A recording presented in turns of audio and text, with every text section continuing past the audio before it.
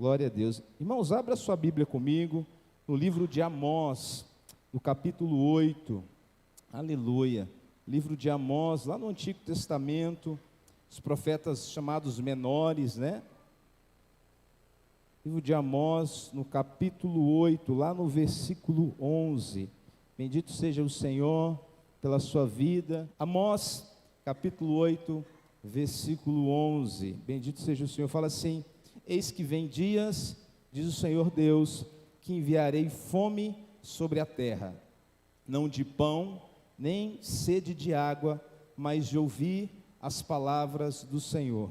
Andarão de mar a mar e do norte até o oriente, correrão por toda parte, procurando a palavra do Senhor e não acharão. Amém? Com a sua Bíblia aberta, vamos orar.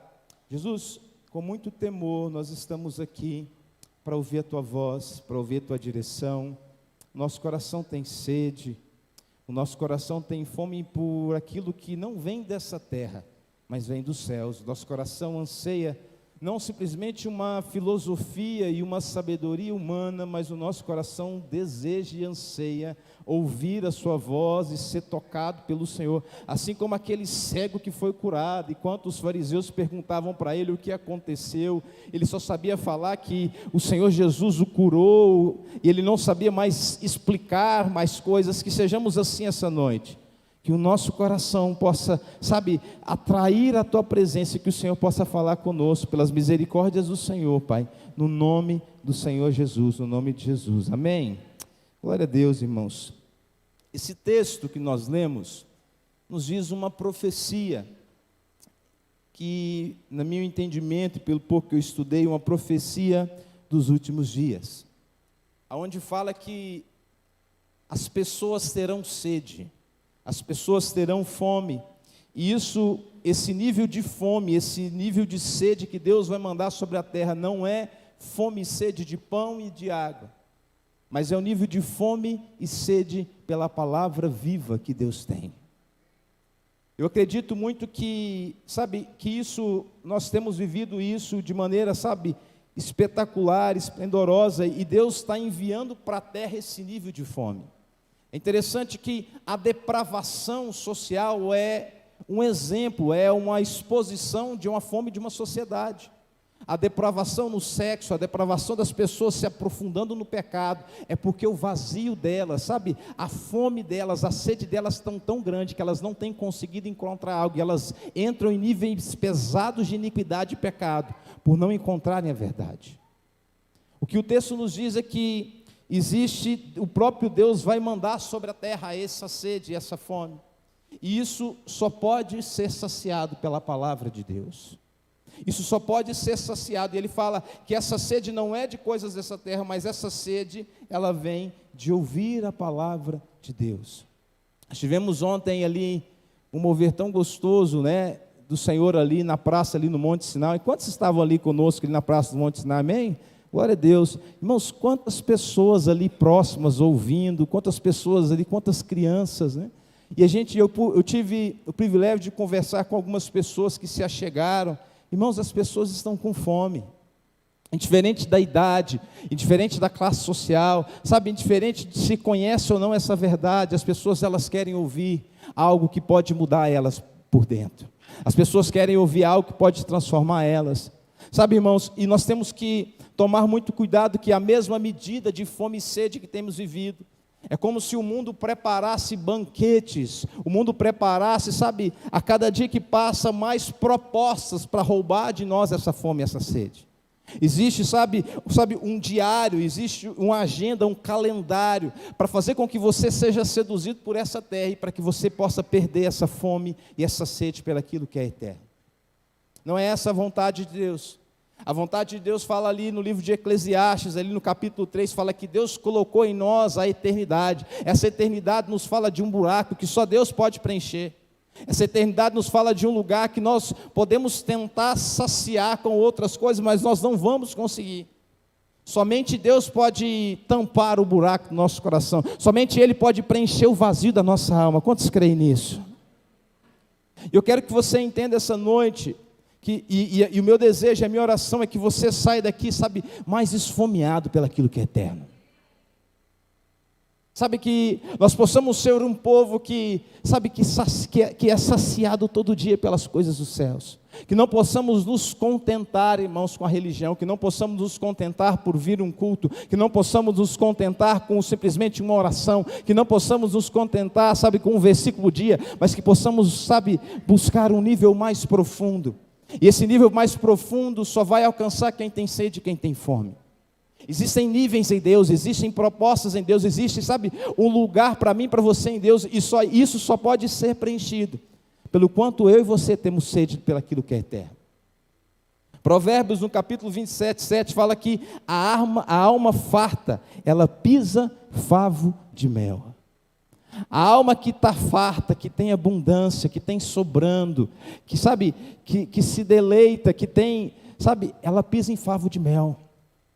Ela, sabe, qualquer coisa, por mais boa que seja, ela está tão saciada, ela está tão cheia, ela está tão, sabe, que ela não consegue experimentar as coisas simples da vida. Mas a palavra de Deus fala que a alma faminta, até o amargo, é doce.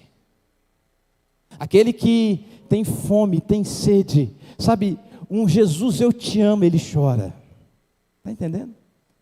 A alma faminta, ela tem um desejo pelaquilo que é eterno, ela tem uma busca, ela tem, sabe, um desespero pelaquilo que é eterno. Irmãos, e nós temos perdido a sensibilidade àquilo que é as coisas de Deus. Quer um exemplo, irmãos? Quando você entra num jejum, você começa a entender o quão o seu paladar está insensível. Interessante, muitas vezes, em alguns momentos eu entro em jejum acerca de açúcar, cortando o açúcar. Irmãos, e quando você corta o açúcar, qualquer coisa doce, até uma fruta mais doce, aquilo ali te repugna.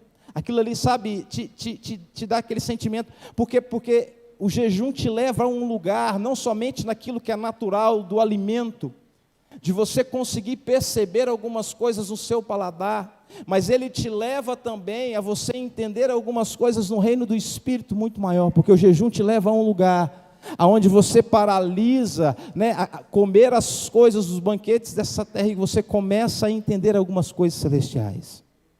Sabe, a água é diferente, sabe, o paladar seu é modificado quando você toma uma decisão de entrar em alguns lugares em Deus. Irmãos, e que no nome do Senhor Jesus você possa entender esse sinal dos últimos dias que Amós nos disse aqui. Que essa noite o seu paladar espiritual possa ser aguçado, que você possa entender em Deus e buscar uma sensibilidade para experimentar aquilo que é eterno. Porque deixa eu te falar algo, existe uma água sendo derramada, existe um pão sendo entregue, existe, sabe, um banquete sendo feito para mim e para você todos os dias. Agora a pergunta que eu te faço é qual o nível da sua fome? A pergunta que eu te faço é qual o nível do seu desespero? Multi fala algo interessante, ele fala assim: Deus não despede ninguém vazio, exceto aqueles que estão cheios de si mesmos.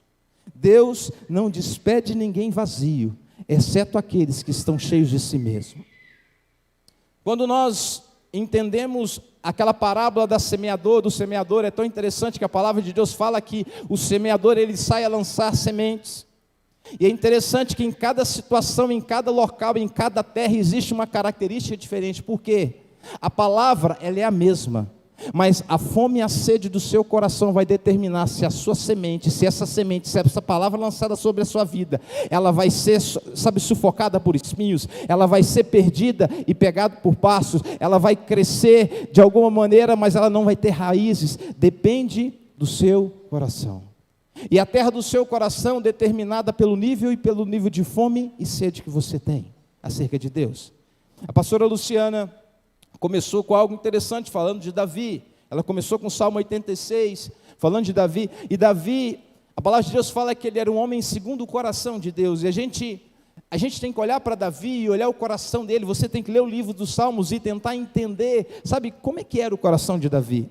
É interessante que Davi, nos seus salmos, o que ele deixa muito claro é o nível seu de desespero pelaquilo que é eterno. Davi deixa claro, sabe, a sua saciedade, o nível de fome, o nível de desespero pelaquilo que ele tinha. Eu vou ler aqui dois, lá em Salmos 42, versículo 12, fala: minha alma tem sede de Deus, do Deus vivo. Quando irei e me verei perante a face de Deus? As minhas lágrimas têm sido o meu alimento dia e noite, enquanto me dizem continuamente: o teu Deus onde está? Ele está falando que em todo tempo a alma dele, sabe, tem um nível de saciedade. Eu tenho entendido algumas coisas em Deus que a fé e a confiança, elas andam juntos. Como assim, pastor? Não adianta eu declarar que eu tenho fé em Deus, se na hora que vem um problema eu não confio em Deus. O meu nível de confiança em Deus está totalmente ligado ao quanto eu acredito que Deus existe, Ele está comigo. O meu nível de confiança em Deus está ligado ao tanto eu acredito que Ele é real e que Ele, sabe, Ele está comigo, Ele me direciona, Ele fala, Ele pode mudar isso. Fé e confiança caminham juntos, determinado pelo nível meu de fé, pelo aquilo que eu acredito, pelo nível meu de desespero e fome. É interessante que nós que somos pais, algo interessante para a gente, pais, a gente vê muitas vezes uma criança que está doente. O primeiro sintoma de uma criança que está doente, qual que é? Ela perde o quê? O apetite, é ou não é?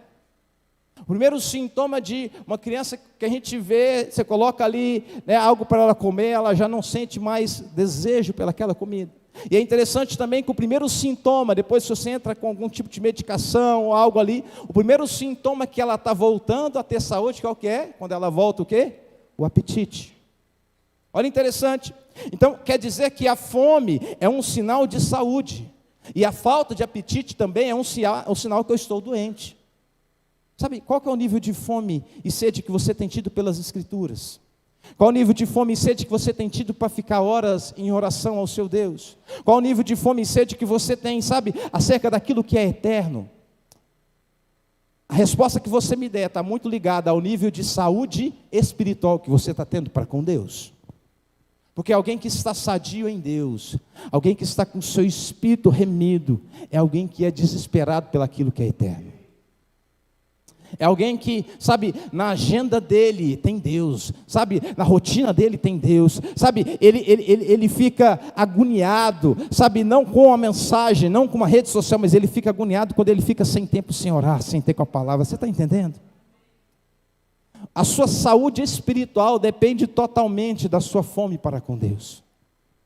E é interessante que o próprio Jesus deixou isso muito bem claro. Abre lá comigo em Mateus capítulo 6, vamos ler.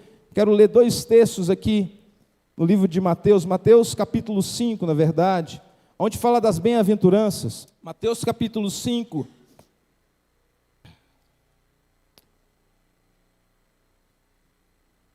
Ele fala, no versículo 1, fala: vendo Jesus as multidões, subiu ao monte, e como se assentasse, aproximaram-se os discípulos. E ele passou a ensiná-los, dizendo: bem-aventurados os humildes de espírito, porque deles é o reino dos céus. E bem-aventurados que choram, porque serão consolados. Bem-aventurados os mansos, porque herdarão a terra. E bem-aventurados os que têm fome e sede de justiça, porque serão o quê? Fartos. Ele está falando que feliz é aquele que tem fome. A bem-aventurança nos fala de felicidade. A bem-aventurança nos fala de um lugar onde somos realizados em Deus.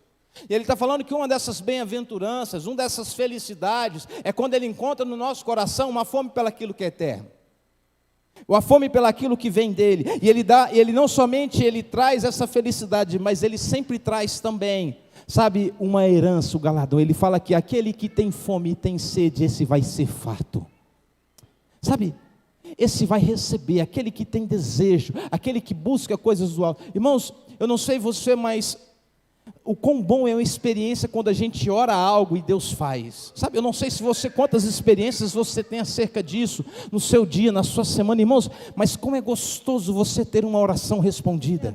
O que Jesus está deixando bem claro, que existe um nível de fome, e Ele está falando que existe uma felicidade para quem tem essa fome. E Ele está falando que para quem tem essa fome, vai ser saciado, vai ser farto, sabe, vai receber aquilo que espera dele. É interessante que lá em João, quando ele fala ali com a mulher samaritana, João capítulo 4, no versículo 13, não precisa abrir, ele fala assim: afirmou Jesus, quem beber dessa água tornará a ter sede, aquele porém que beber da água que eu lhe der, nunca mais terá sede, pelo contrário, a água que eu lhe der, será nele uma fonte a jorrar para a vida eterna. O que Jesus está falando é o seguinte: aquela mulher estava ali procurando uma água natural, num poço, E ele vira para ela e fala: ó, eu tenho uma água que se você beber dela, você nunca mais vai precisar de tomar de maneira espiritual de uma água natural. Você não vai precisar mais tampar a sua fome e a sua sede com coisas dessa terra. Você não vai ter mais a necessidade de buscar uma água no poço, buscar uma saciedade em um relacionamento, buscar, uma provisão e ser preenchido através de recursos, através de dinheiro. Mas eu tenho uma água que se eu te der, ela vai, inundar o seu ser e você nunca mais vai ter sede de coisas dessa terra. Eu sempre falo isso: experimente a Deus, que você de fato busque a Deus, viva o que Deus tem para a sua vida, que você vai ter experiência tão sobrenatural que esse mundo se torna pífio. Eu sempre falo isso para jovens. A maneira de você vencer o mundo não é a gente fazer aqui eventos para que você não vá para o mundo. E o mundo está fazendo a festa da fantasia, a gente faz uma festa parecida. Não, a maneira, jovem, de você se firmar em Deus é você experimentar da água que vem do trono de Deus. Porque se você experimentar dessa água, pode ser a festa mais louca que tiver melhores coisas de graça, você vai dizer não. Por quê? Porque você bebeu de uma água. E aquela mulher, irmãos, a palavra de Deus fala que ela experimentou algo tão grandioso, que aquela mulher saiu de uma condição de pecadora envergonhada, e ela volta para os samaritanos, e a palavra de Deus fala que muitos creram pelo testemunho daquela mulher, porque ela entendeu, ela achou uma fonte de águas, e ela entendeu que bebendo dessa fonte, ela poderia ser fonte também a jorrar. Irmãos, e nós temos que estar atentos, e nós temos que, estar com os nossos ouvidos atentos àquilo que Deus quer falar no nosso meio. Irmãos, Jesus andou sobre essa terra, e para mim duas coisas chamam muita atenção que Jesus, quando ele andou nessa terra. Primeiro, tem lugares que Jesus não conseguiu fazer milagres, por causa da incredulidade do coração das pessoas. É isso mesmo, o próprio Jesus, ele veio, mas teve lugares que ele não conseguiu fazer milagres, pela incredulidade. Mas tem um lugar que para mim é um pouco mais sério, lá em Mateus capítulo 11, eu quero que você abra comigo agora, Mateus capítulo 11, para mim isso aqui é um pouco mais sério. Ele fala aqui de algumas cidades, e para mim isso aqui é um pouco mais sério, e onde eu quero te levar, para que você entenda um pouco disso essa noite. Mateus, no capítulo 11, lá no versículo 20, ele fala assim: passou então Jesus a increpar nos fala, de exortar, de disciplinar, as cidades nas quais operavam numerosos milagres. Repete-me, fala, numerosos milagres. Pelo fato de não se terem arrependido. E ele continua, versículo 21, ai de ti, Corazim, ai de ti, Betsaida, porque se em Tiro e Sidom se tivesse operado os milagres que em vós se fizeram, há muito que elas se teriam arrependido com pano de saco e cinza. E contudo vos digo que no dia do juízo haverá menos rigor para Tiro e Sidom do que para vós outros. Tu, Cafarnaum, elevastes porventura até o céu, descerás até o inferno, porque se em Sodoma tivesse operado os milagres que em ti fizeram, teria ela permanecido até o dia de hoje. Digo, porém, que menos rigor haverá no dia do juízo para com a terra de Sodoma do que para contigo. Olha aqui para mim, no nome de Jesus. Por mim, mais do que um temor de uma cidade onde Jesus não conseguiu fazer milagres, é um lugar onde a palavra de Deus fala que ele fez inumerosos milagres, fez muitos milagres nessa terra. Mas a palavra de Deus fala que o coração dessas pessoas era tão duros que não houve naquela cidade arrependimento. Não houve naquela cidade um lugar de contritamento, um lugar, de quebrantamento, porque aquele que tem fome e sede, ele tem um coração quebrantado. Não houve. E ele fala que o nível de rigor sobre essas cidades vai ser muito maior que outras, como ele cita aqui, Sodoma. Por que eu falo isso para nós, irmãos? Que o nosso coração possa ser inundado de temor, irmãos. Quanto Deus tem feito por nós, pela sua vida, pela sua casa. Quando eu estava evangelizando uma família, e essa família está afastada do evangelho, e eles começaram a compartilhar das coisas que Deus fez, de livramento e tudo. Eu dei uma palavra muito dura para aquela família ali naquela praça. Eu falei assim, presta atenção no tempo da visitação de Deus, porque vai ter muito mais rigor para com vocês, porque pessoas muitas vezes que nunca ouviram o que vocês ouviram, nunca conheceram dessa palavra. Está entendendo, irmãos? Existe, irmãos, nesses últimos dias uma sensibilidade que a gente precisa aguçar de um tempo da visitação que Deus quer fazer sobre nós. Sabe, existe um tempo para, sabe, na nossa vida, na sua vida, que você precisa tomar algumas posições em Deus. Existe algo que é derramado sobre a sua vida, existe, sabe, um óleo, existe uma unção, existe uma água, existe um pão que é dado para você comer. Mas existe também uma expectativa dos céus de uma posição que eu e você temos que estar em Deus. Quantos estão me entendendo? Existe um lugar que nós temos que estar em Deus. Existe uma resposta pelaquilo que é eterno. Existe uma resposta pelaquilo que vem dos céus. Precisamos nos posicionar, assim como Jesus deixa muito claro acerca dessas cidades aqui. Possamos estar sensíveis ao Senhor, porque existe uma resposta que devemos dar pelaquilo que Deus tem feito por nós. Quantos milagres que Ele faz por nós. Quantas vezes Ele tem falado ao nosso coração. E a pergunta que eu te faço é: qual é essa resposta que nós temos dado? Pastor Geraldo pregou muito enfático sobre isso no último domingo. Qual tem sido a resposta que temos dado àquilo que é eterno? Qual tem sido a resposta que nós temos dado às profecias que foram liberadas? Qual tem sido as respostas que temos dado, irmãos?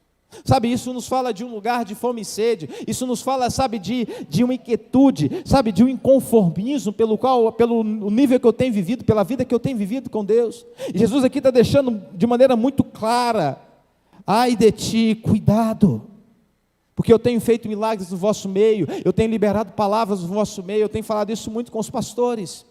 Deus tem confiado pessoas, Deus tem confiado glória, Deus tem confiado a presença. E o que nós temos feito com isso, irmãos? Qual que tem sido, sabe, o que temos feito com aquilo que Ele tem nos entregue? E é interessante que Jesus aqui, Ele deixa isso muito bem claro. Ele traz esse entendimento, sabe, e é tempo, irmãos, de buscarmos algo maior. A palavra de Deus fala que o nobre, ele busca coisas nobres, amém?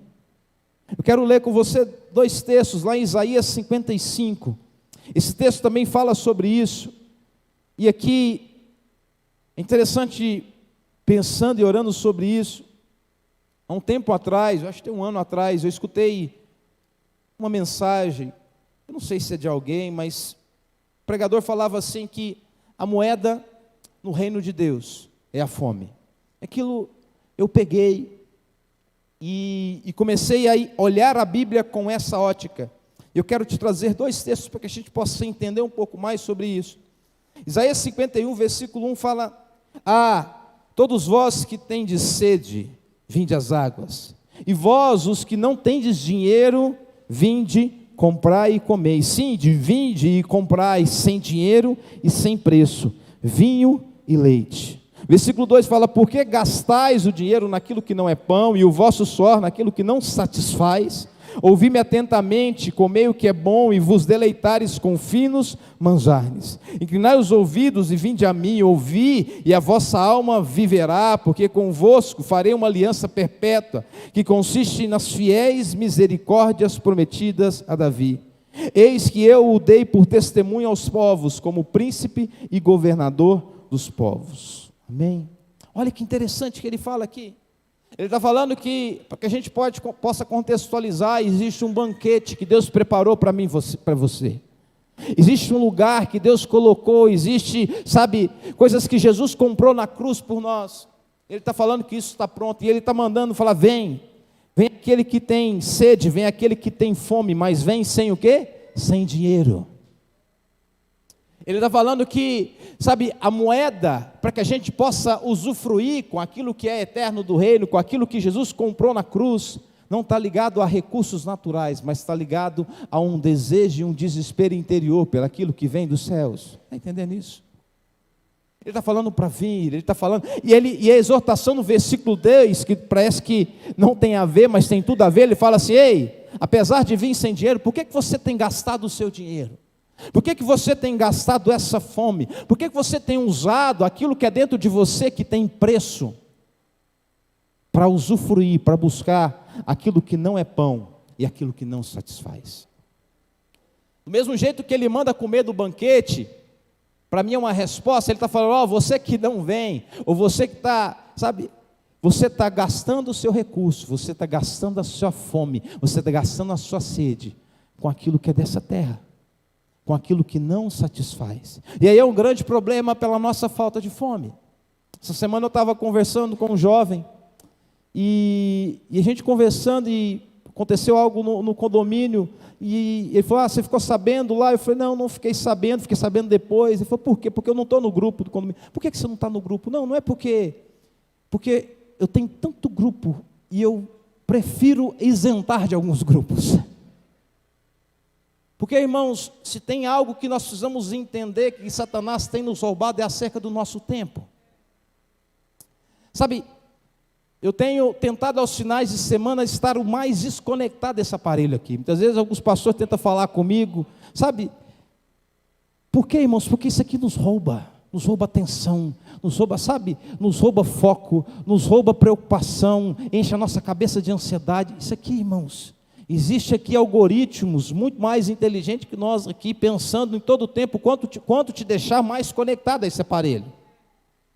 O quanto te deixar mais bitolado a isso aqui, existe, um mundo preparado para fazer com que o seu tempo seja, deslumbrado a essas coisas aqui. Aonde até a maneira como as suas pálpebras passam aqui, ele está te lendo, ele está te respondendo. Existem notificações preparadas por algoritmos, e aí eu posso também, e alguns demônios, para fazer com que você esteja bitolado nesse aparelho aqui. Cuidado com o seu tempo. Isaías está falando assim, por que você está gastando dinheiro naquilo que não é pão? Por que você está gastando o seu tempo naquilo que é fútil? Por que você está gastando o seu tempo, em ver status em cima de status, e aquilo não te satisfaz, aquilo não gera alimento dentro de você, aquilo não gera vida dentro de você? E aí a gente não dá conta de ficar uma hora orando. Não é porque o nosso Deus esqueceu de mim, tadinho de mim, e eu não sinto arrepio porque não consigo orar, porque eu estou sendo saciado pelaquilo que é natural. Está entendendo? Eu estou sendo saciado pelaquilo que é humano, pelaquilo que é passageiro. Eu estou de barriga cheia. Existe um banquete preparado do cordeiro, e eu comi tanta balinha que eu não consigo comer do banquete. Quantos estão me entendendo? Existe algo precioso, que é o sangue de Jesus. Existe algo precioso, que você representa, que a carne de Jesus mostra. Existe privilégios, existe um lugar em Deus, que Deus preparou para mim e para você. Mas para que a gente possa desfrutar, nós precisamos, desligar um pouco das coisas dessa terra, para que possamos experimentar. Irmãos, eu tenho visto fome e sede em ímpios muito maior do que muitas vezes pessoas que estão anos na igreja. Pessoas que têm desespero, pessoas que você fala assim, lê o capítulo por dia, ele chega para mim, já leu, o livro todo, e já está com 10, 30 perguntas. Está entendendo? Eu tenho visto fome e sede em pessoas, que têm se achegado ao Evangelho, pessoas que a gente tem caminhado, que a gente tem visto, muitas vezes muito maior do que pessoas que estão há anos nesse ambiente, se acomodaram a uma música, a uma palavra sendo pregada. Isaías traz esse alerta, por que vocês estão gastando o seu recurso naquilo que não é pão? Por que vocês estão gastando o seu recurso naquilo que não consegue preencher vocês? E o segundo texto está lá em Apocalipse, no capítulo 3, eu quero que você abra também. Irmãos, o que a pastora falou no começo aqui da Bíblia, traga a Bíblia, traga uma caneta, coloca o seu celular no modo avião, permita que essa palavra não somente gere algo na sua alma, mas gere algo no seu espírito. Chegue em casa e rumina sobre isso aqui, lê de novo, no nome de Jesus. Entenda isso. Apocalipse capítulo 3, lá no versículo 15, existe aqui uma carta escrita à igreja de Laodiceia. Eu pessoalmente acredito que, além dessas cartas que Jesus escreveu a essas igrejas físicas que estavam ali, eu acredito também que as 7 igrejas da Ásia, elas representam eras que a igreja viveu aqui na terra. Tempos que a igreja viveu, e é muito, isso, se você estudar a história da igreja, você vai ver isso, que é muito próximo. E de maneira especial, a igreja Laodiceia, ela representa a igreja dos nossos dias. A igreja que vai ver Jesus levando a sua igreja, essa igreja vai experimentar. E no versículo 15, ele traz isso, olha que interessante, ele fala, eu conheço as suas obras. Eu sei que vocês não são frio nem quente, quem dera se fosse frio ou quente. Assim porque és morno, e nem é quente nem frio, estou a ponto de vomitar-te da minha boca. Versículo 17, presta bem atenção, pois dizes, estou rico, abastado, e não preciso de coisa alguma, E nem sabes que tu és infeliz, sim, miserável, pobre, cego e nu. Versículo 18, aconselho-te que de mim compres ouro refinado pelo fogo, para te enriquecer, e vestiduras brancas para te vestires, assim que não seja manifesta a vergonha da sua nudez, e colírio para ungir os teus olhos, a fim de que vejas. Eu repreendo e disciplino a quantos amo. Sê, pois, zeloso e arrepende-te. Versículo 20, ele fala, e eis que estou à porta e bato, se alguém ouvir a minha voz, e abrir a porta, entrarei e cearei na sua casa, serei com ele e ele comigo. Para por aqui. Olha que interessante, irmãos. Eu fico pensando, se um cristão do primeiro século viesse nos nossos dias, se a gente pudesse vivenciar isso, um cristão que viveu a igreja primitiva, vivesse nos nossos dias e a gente tentasse mostrar para ele o que é essa igreja, eu imagino o nó que esse homem poderia estar. A gente apresentar os nossos canais de YouTube, os nossos livros, apresentar o que a gente tem escrito, apresentar os nossos templos, apresentar a quantidade de evangélicos, de pastores, e ele olhar tudo isso e falar assim, cadê os sinais? Cadê as curas? Cadê as ações sendo tomadas? Cadê o zelo pela santidade, o apego pela santidade? Você está entendendo? Essa igreja, a palavra de Deus fala que, a palavra de Jesus para essa igreja, é que era uma igreja que não era nem quente nem fria, e mais dura ainda, ele pega mais dura, ele fala assim, vocês acham que são ricos, vocês acham que são abastados, vocês acham que, tem muito, que conhece muito, que sabe muito, mas eu quero dizer algo para vocês, vocês são infelizes, vocês são pobres, vocês são cegos, e vocês estão nus diante da minha presença. Olha que pesada essa exortação. Jesus está falando para essa igreja, vocês acham que estão no lugar, mas não estão. E é interessante, que do mesmo jeito que ele fala que ela é miserável, que ela é pobre, ele manda essa igreja comprar algo, e eu quero que você entenda comigo, aonde está a fome e onde está a sede. Como é que uma igreja que é miserável e pobre, vai conseguir comprar alguma coisa? E ele fala, que não são coisas baratas, ele está falando aqui para comprar ouro, refinado pelo fogo. Ele está falando aqui para comprar vestimentas brancas. Naquela época era muito difícil, uma roupa totalmente branca. E ele está falando aqui para comprar colírio para os olhos. E eu consigo entender que, assim como Isaías falou de fome e sede para aqueles que não tinham dinheiro, eu consigo entender que aqueles que vão conseguir esse ouro, são pessoas que têm fome pela glória de Deus. Ontem a gente estava aquele movimento ali na praça, eu dei algumas voltas na praça, eu falei, Jesus, vem com a tua glória nesse lugar. Cada palavra lançada, cada música colocada, cada pressão que a Isília estiver ali tirando, que as pessoas, cada pipoca, cada criança estiver pulando nesse pula-pula, cada algodão doce, cada coisa que tivermos ficando aqui, cada pirulito desse aqui, que venha a tua glória.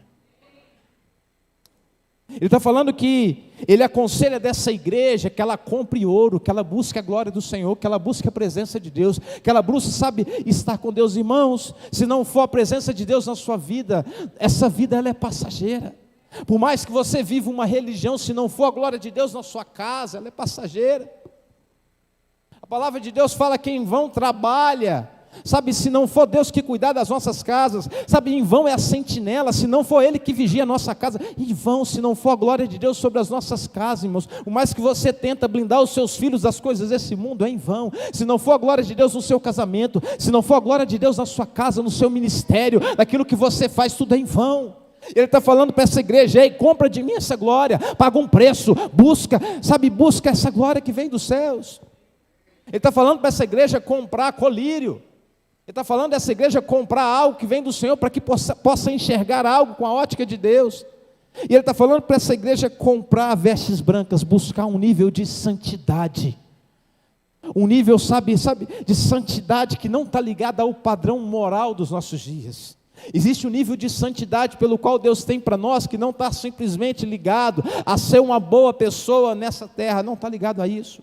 O padrão de santidade de Deus é um padrão dos nossos pensamentos, é um padrão, das nossas motivações, é um padrão da nossa língua, é um nível de aperfeiçoamento tão profundo.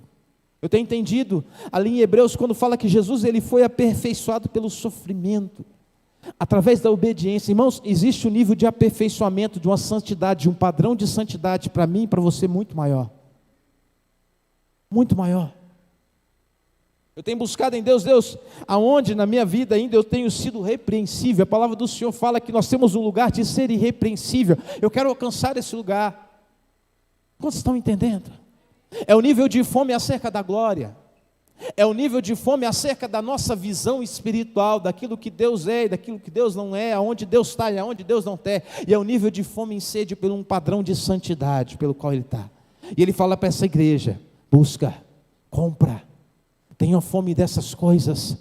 Será que você tem tido fome por isso? Ou será que a sua cabeça está aqui, tendo fome de outras coisas, estando ansioso por outras coisas? Estando preocupado com outras coisas? Existe, irmãos, sabe, um lugar que Deus tem para nós como igreja, e Deus conta com pessoas que são famintas. Você vê que as fés, você olhar, é tão interessante, leia os evangelhos, e olhe nos evangelhos, pessoas que Jesus elogiou, presta atenção. As pessoas que Jesus elogiou eram pessoas que elas não se conformavam com um mecanismo da religião daqueles dias. Eram pessoas que eram extravagantes. Eram pessoas que, sabe, a necessidade, a fome e o desespero por Deus, por Jesus, ultrapassava qualquer coisa. É um Zaqueu que sobe no árvore para estar com Jesus. É uma mulher que quebra um vaso de alabastro numa casa cheia de fariseu, e ela não quer saber com quem está ali, e se derrama, sabe? É aquela viúva que dá tudo. É aquele centurião que fala assim: eu entendo que o Senhor está falando de servos, e o Senhor falar, Deus vai fazer, sabe? Deus vai fazer porque eu entendo que é isso, eu entendo que é uma palavra de uma autoridade. As pessoas pelo qual chamam a atenção de Jesus não eram pessoas que tinham um padrão religioso daquela época legal, eram pessoas que eram desesperadas, elas tinham a sua fé de uma maneira extravagante, sabe, elas não se conformavam ao dízimo do cominho, do hortelã, sabe, elas não se conformavam a um padrão religioso, elas tinham um padrão de sede, de busca pelo aquilo que é eterno, muito maior. Está entendendo? Pessoas que chamaram a atenção de Jesus, pessoas que, sabe, que fizeram pelo qual que Jesus, sabe, chamaram os olhos, atraíram a atenção de Jesus para algo no coração dele. O apóstolo Paulo, coloca aí para mim, Bruno, lá em Filipenses capítulo 3, versículo 7, o apóstolo Paulo, em Filipenses 3, ele traz um pouco do seu currículo, mas ele fala, depois de falar do seu currículo, ele fala: mas o que para mim era lucro, isso considerei como o quê? Perda por causa de Cristo. Sim, deveras considerar tudo como perda, por causa da sublimidade do conhecimento de Cristo Jesus, meu Senhor, por amor do qual perdi todas as coisas, e as considero como refúgio, para ganhar o que há? Cristo.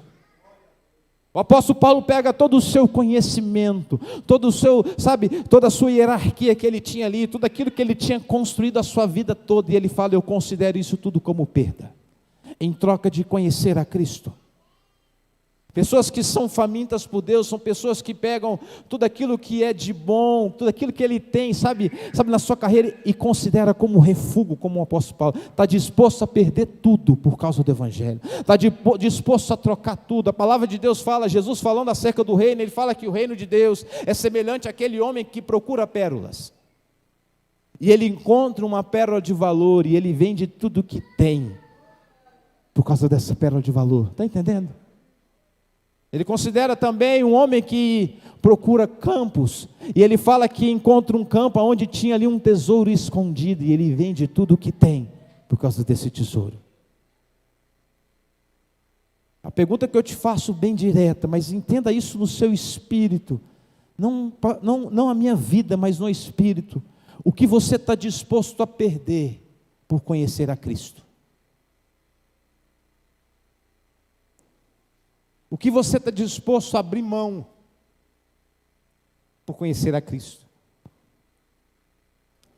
Na nossa época, que eu era adolescente, o ministério, não sei se era tocando a harca, né? Tinha uma música, trazendo a harca, eu não sei se era, mas tinha uma música que marcou a nossa geração. A música que falava: abro mão dos meus sonhos, abro mão. Irmãos, aquela música, na nossa época, foi muito forte. Se você não escutar, depois você escuta. Aquela música a gente tinha temor de cantar aquela canção, porque a letra dela ela é muito pesada. E eu lembro direitinho, aquela canção ela foi um mover na nossa geração muito forte, porque foi um mover de jovens que entenderam que para conhecer a Deus era necessário perder algumas coisas, sacrificar algumas coisas. Eu lembro direitinho que na época dessa canção, um doido chegou lá e falou assim: nós temos que fazer algo, sabe, para mostrar que nós amamos a Deus. E nós arrumamos um bracelete escrito Santidade ao Senhor, e a gente colocava em cima da roupa.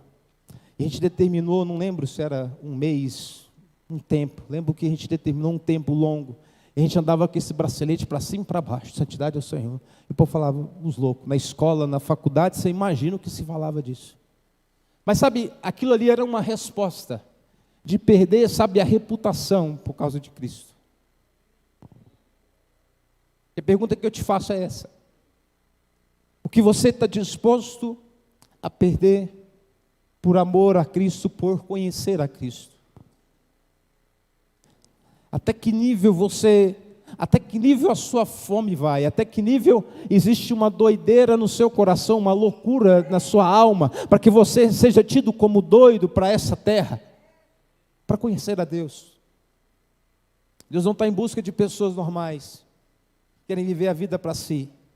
Deus está em busca de pessoas que decidem perder por causa desse evangelho. Apocalipse fala que quando fala dos eleitos, quando fala dos salvos, algo me chama muita atenção. Lá no capítulo 12, versículo 11, ele fala assim: esses pois, capítulo 12, versículo 11, esses pois o venceram por causa do sangue do Cordeiro e por causa da palavra do testemunho que deram, e mesmo em face da morte, não amaram a própria vida. Não amaram a própria vida. Ele conta que na eternidade, João está falando que na eternidade vão ser pessoas que não somente lavaram as suas vestes no sangue, mas são pessoas que decidiram não amar a sua vida, decidiram perder por causa desse evangelho. E que no nome do Senhor Jesus você, essa noite, possa entender isso no seu espírito.